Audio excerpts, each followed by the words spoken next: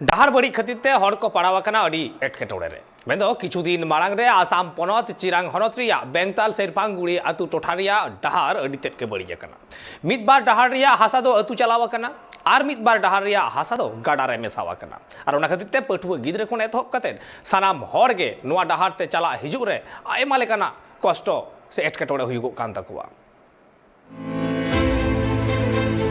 किछु दिन मारांग रे आसाम पनत रे अडिते ए दाग जड़ी लेदा आर ओना खातिर ते डुबा दाग गी नेल लेना उन ऑक्तो मिद बार जहां डहार को तहे कना ओना दो दाग ते भांगाट बड़ा हकना मेनखान ओना डहार ते पटुआ गिद्रा आर कमी कसनी हड़ को चला हजुर अडी दिक्कत रे को पड़ाप कान तहे ओना खातिर चिरांग हनत रेन जहां डीएम मिनाय उनी आयमा धाव को लया काउदिया आतुरेन हड़ को ओना साउते संगठन रेन अगुवन हो अडी आयमा धाव सरकार ठे दबी सकम को चाला कदा जाते अडी उसरा ओना को डहार जुतुमा मेनखान चाला हजु लेका हो सरकार पाहटा खन ओना डहार दो बांकु जुत ले ताहे उनाते आतुरेन हड़ भेजा तुलव कते उना डहार दो को जुत हुचु किदा चिदा से जुदी डहार बांग को जुते कना ताहले स्कूल पठुआ गिद्रे खन एहब कते आतुरेन हड़ हो उना डहार ते बांग को चलाव दाड़िया कान ताहे नित तो उना डहार जहां लेका को जुत हताड़ा कदा खाली हड़ चला हजु लेका सरकार पाटा खन जाते नापाय खन नापाय उना डहार को जुत मा उना लगिते मीडिया तालाते उनको दो दबी साकाम को बड़ाई हुचुई दिया सरकार बांग बांग नोआ दो आले खर्चा तक नोए कटा नेलोक कान नोआ दो आले जेसीबी ले भाड़ा केदा बार दिन गान आ नोडे कम से कम नोआ जेसीबी ते हना नाला ले ला सीधे चुकेदा हनते आ नोआ रे कम से कम 50-60 हज़ार टका ले खर्चा केदा आले नोआ दो जहान सरकार से को दो गड़ो दो बांग कान ताले आले निजेरा टोला रे फंड ले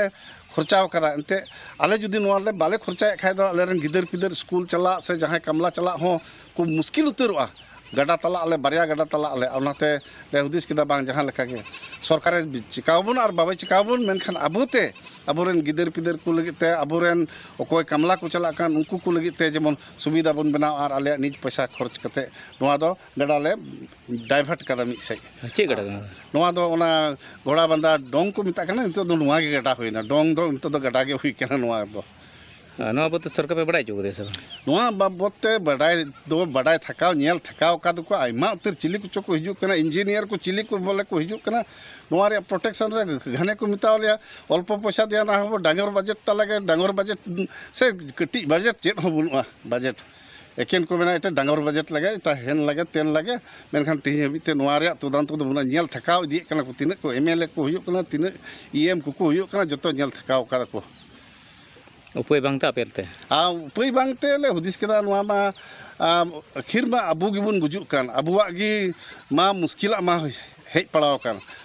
हड़को कथा रे नोआ गी बाडायोक कना आसाम सरकार दो हुनंग सांतार से आदिवासी कुआ कथा बांगे ध्यान कना उनी तो एटा गाताक रेन जहां तिने हड़ को मेना आकात कुआ उनको कथा गी ध्यान कना चिदा से उनको हड़ डहार नापाय गया उनको आतुरे दो बिजली मार्शल हो ताहेना उनको आतुरे दो जहां 3 अक्टोबर की एम्बुलेंस हो बोलोआ मेनखान सांतार से आदिवासी गाताक रेन जहां तिने हड़ मेना आकात कुआ आसाम रे उनको हालत दो एकाल की बड़ी गया